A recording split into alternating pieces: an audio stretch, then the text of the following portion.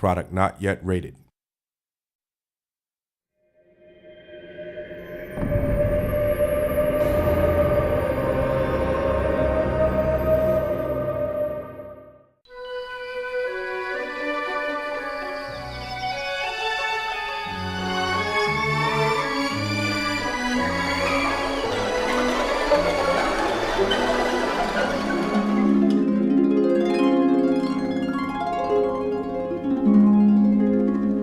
Yes, I am a geek and a Greek.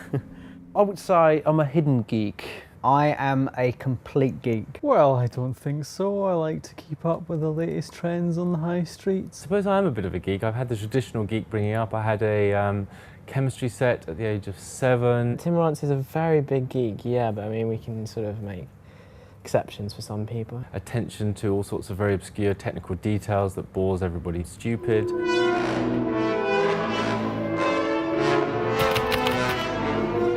CTG stands for Central Technology Group, and the purpose of the Central Technology Group is to create reusable technology that can be used by all of the game teams. If I asked you to build a house and presented you with a big pile of rocks and trees and concrete and so on, the first thing you'd probably ask me for would be the right tools.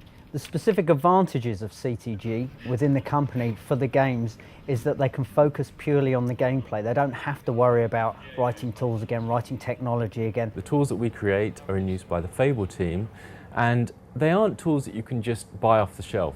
A follow-up project or game will use the same code and tools that we've produced, and they can go straight into making the game and producing cool games for everybody.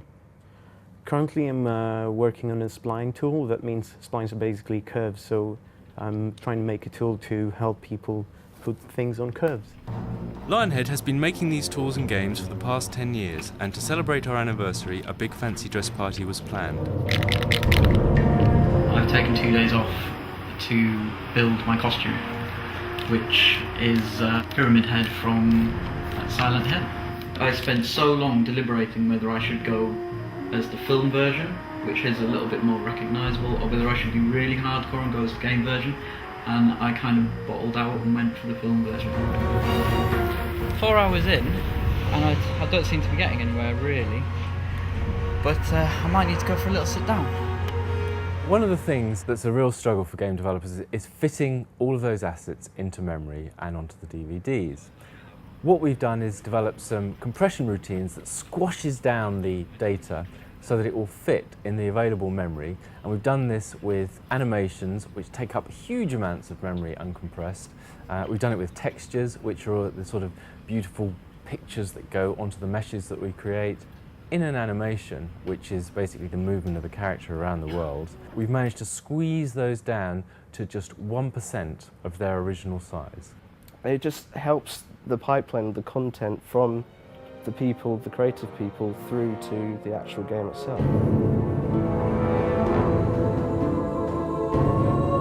I told everyone that I was taking some days off to do some charity work.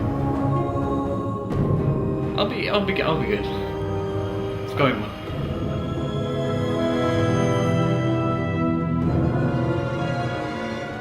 In Lionhead, as we are focused on creating games which cost tens of millions of dollars, sometimes it's great to be able to have a small group of people who can actually spend some time that's not directly on the main game development, and instead can research a bit of blue sky thinking. One example of that is we thought that it'd be very interesting to look at new types of combat. We wanted to experiment with something that really brought the drama out of combat. Drama is important and vital for combat because it gives it a nice, full-fledged purpose, a motivation for the player. The whole idea about it is to try and leverage everything that you can to make the combat more exciting without actually changing the combat itself. So we can use a lot of stuff from movies, such as camera work and music, and we can also use everything that we've got in games, like simulation and sound effects and the rumble on the joypad. Drama is the one thing which will make the difference between just a normal fighting or repetitive fighting mechanics and turn it into an experience, a challenge.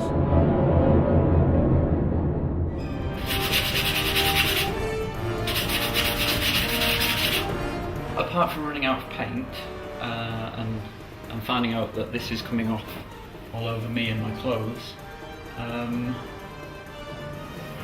well, I'm a little bit behind, but I'll just work through the night again.